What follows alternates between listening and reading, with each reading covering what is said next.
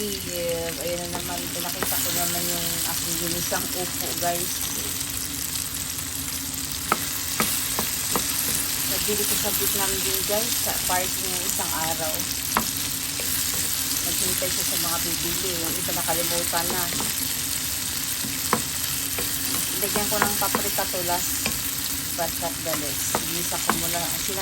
Sinangkutsa ko muna yung karne. Kasi gusto ko yung medyo brown. Medyo brown. May yan. Picados, garlic, sibuyas, and black pepper. Hindi ko na lagyan ng kamatis. I forgot to buy. Charot. Ang bango, guys.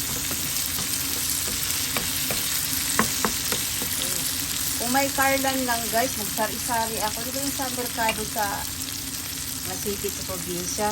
Carlan, opo. Balanti yung mas Bisaya. Opo sa Tagalog, sa Filipino words, Filipino Inongo. Tapos, lagyan ng kalabasa.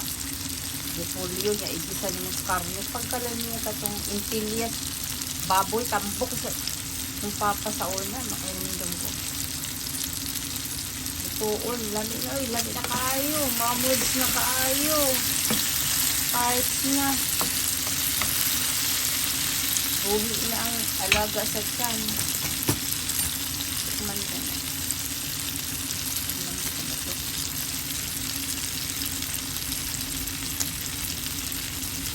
Sinip.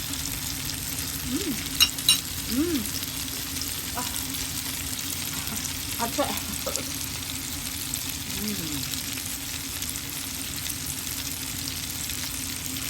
Okay, guys. Hindi ako yung trading nga. Tapos parte lang ko na pinalito yung isda kasi nag-trade ako kanina.